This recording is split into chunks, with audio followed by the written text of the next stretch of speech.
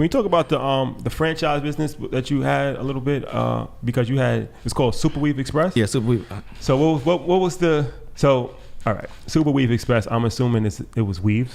Hair extensions, the full service salon. Big business, man. Yeah. So that's $1 billion business, right? We talked about the hair business, but not really in depth. But what made you want to go into, as a man, what made you want to go into a woman's industry? Man, it's a supply and demand thing, right? So as an entrepreneur, you got to supply a product. And if there's a demand for it and there's a spread, then you can make a profit. And that's the only reason why I looked at it. The founders of that company are actually from my hometown, Port Arthur, Texas. Okay. And they had several locations. And I sat down with them and they showed me the revenue numbers, and their store was doing like $500,000 a year. And I was like, man, I had no idea. The Weaves store? Yeah. It was a physical brick and mortar store? Brick and mortar store. They had stylists there. And it was a commission-based salon, so they got a percentage of the commission, but they did all the marketing, they did all the advertising, and then they assigned clients to the customers as they came in, and they also supplied the hair. So they bought it at the wholesale price, sold it at retail. So you bought a franchise, correct? Yeah, I bought a franchise. So what's that process like? Because I think we spoke about that in one of our early episodes about being a franchisee. What is that process like, and how did you get involved? So the whole franchise model is basically, instead of you starting a business from scratch, you are identifying somebody that already has a business that appears to be successful, and you're paying them to use their branding, to use their business model, their business plan, and in exchange, you're going to pay them up front, as a fee to get in, and then monthly they're going to take a percentage of your revenue. You know what I mean? And so that's what your franchise fee is. And the thing that most people don't realize is that the average business is only profitable within the 15 to 20% margin range, right? So then when you're a franchisee, if that franchise says their royalty is what it's called, if it's 4 to 8%, that's 4 to 8% of your gross. So they are a top line expense. They don't wait to see if you're profitable or not on the back end. So franchises, they can be good because it takes a lot of the risk out of what you're doing, but your profitability goes down. Yeah, you said that's that. a trade-off. Can you explain that? When you said the average business is profitable 15 to 20% in the profit margin, can you explain that? Like what that means to the average person that may not understand that? So the biggest issue that I see with a lot of us, the biggest thing that we have a lack of exposure to is when we start businesses, we listen to what somebody quotes as their revenue. Right, and that's the gross. So that's every dollar you've taken in, but that doesn't include what your rent cost is, what your labor cost is, overhead. What your product cost is. Even when you bring in money, if you're in a business that has a lot of merchandise and products, even if you have profit, usually if your business is growing, you got to take all of that revenue and put it right back in the business to re-up on your inventory and probably buy more inventory to keep up with your demand. So there's a lot of money you can't really pull out that pot. Then you got like utilities, you got taxes, you got all these expenses that come along with running a business, and then what's left is profit. So, and most of the time that's 15 to 20%, especially if you're brick and mortar. Yeah, you said that was one of your biggest mistakes, is getting into a business based on their revenue and not their net profit. That's it. How did that come about? How did you realize like this was a mistake that I made? Was it this business specifically? Okay. So when we opened, we hit a home run. The first year we did $450,000 in revenue. It's like 60% from the retail side and 40% from the services side, which is a hair salon. But the expenses were so high and we had to keep so much money tied up in it that at the end of the year, what was left on the table was about $60,000. Wow. And then I had a partner. So now you're splitting that two ways. So now we for all that work, you make $30,000 a year. Oh, that's crazy. Can you just go into that? You said that your net was $600,000? $450,000. $450,000. Yep. And you netted 60? 30. Yeah. You had to split 60. the. Yeah. Oh, right. Yeah, 30. How did that happen? Okay, so number one, we wanted to be in a prime area.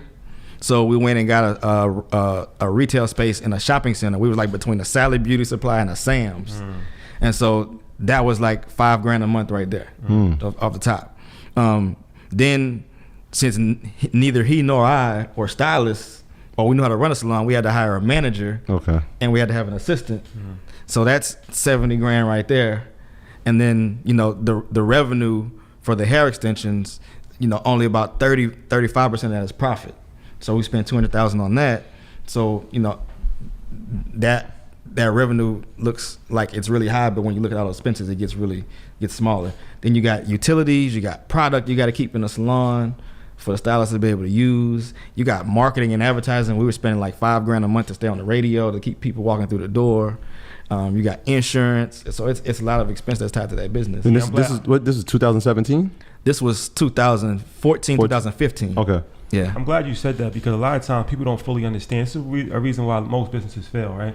Financial issues. They don't fully understand what goes into making a business. So even if you make in your case, almost $500,000 a year, you still might be broke. You end up making $30,000. It's like you could have worked a part-time job. Really? And now, but that business is probably taking like 10 hours a day for you to actually run, maybe even more. Exactly. Right. And we were open 7 days a week, so there was no days off, you know. Oh, wow. Yeah, so even though you have a manager still looks to the owner to make final decisions on things. So you're on call all the time. You know, I tell people a lot of times what you said is exactly right. You may leave the comfort of a job to start a business, not really realizing you're just creating another job for yourself with less benefits, with nothing to fall back on. You know, so it's got to be the right decision. You got to really understand the business you're getting into. No, that's a fact. So what would your suggestion be as far as for an entrepreneur or an inspiring entrepreneur that is going out there? Would you say that, you know, looking at expenses is just as important as looking at what they could potentially make? Much more important. Much more important, yeah. And, you know, and I highly advocate getting a mentor, somebody that's doing it.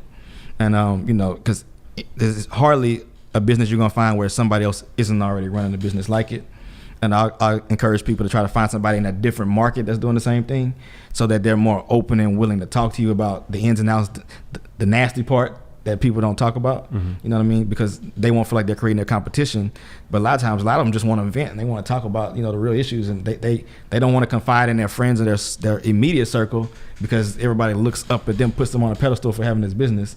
But so it kind of gives you an opportunity to be a sounding board and really learn the business. You know. No, that's dope. And then also, experience is always the best teacher as well. I mean, no matter how much, you're still gonna have to make mistakes and learn on your own. Yeah. But like you said, you kind of curve the learning curve a lot if you actually have a mentor or you're working under somebody for a certain 100%. It's not about what you make; it's about what you keep, man. Yeah. For sure. Yeah, and your school kind of conditions us to try to learn how to get it right on our own first. You know, like, don't cheat, don't copy off of somebody. But when you get in the world of business, your best bet is to copy the right cat. Let's not try to read. You know, that's a good. You know, that's a good point. That was an excellent analogy. That's actually a really good point. Never really thought about it like that. Well, I mean, and that's something I teach too. Like, because I meet so many people in corporate America that are trying to get out, and I just tell them, number one, you got to retrain the way you think about everything. Because not only school teach you not to cheat, school teaches you that if you're wrong more than 10% of the time, you are not the best. All A students got to be right 90% of the time or more consistently to stay up on that pedestal. Whereas you got a lot of people that were C and D students they comfortable failing 20, 30% of the time, all the time, and at the end they got the same diploma you got. You know, Jack Ma said something interesting. For anybody that doesn't know who that is, that's the head of Alibaba. He's one of the richest people in the world. And he said he tells his son that you don't have to be an A student. It's okay to be a C student, because those are the only people that have enough time to be well-rounded and to experience a lot of different things. Because the theory is that a lot of times it's like doctors, right? A lot of times they don't know anything about a lot of stuff, because they focus so much on medicine and passing all their tests. They don't know how to write a check, right? So what you're saying actually makes a lot of sense, and it is an issue with the school system, because even if you look at a sport like baseball, you bat 300, you bat 400, you're like one of the best ever. Like that's so a rarity. it's like, that's less than 50%. You expect somebody to do 80, 90%. It's not realistic, in the real world. You make mistakes, especially if you're going to be broad range and have knowledge on a lot of different things. It's hard to just truly master 5 different subjects. That's one of those questions we used to ask ourselves, right? It was like, should we know a lot about a few things or know a little about a lot of things, right? Because that makes you more well-rounded when you're versed in a lot of things, right? Like, I don't have a background in business, but I'm willing to learn in these areas, right? I might not know medicine, but I'll research on it. You know what I'm saying? So we got to keep ourselves well-rounded. That's why I always stress, like, education doesn't stop in school. Right? It goes beyond the 4 walls of the building of school. It goes in the living environment. It goes in the home. It goes in the community. It's all over. It surrounds us.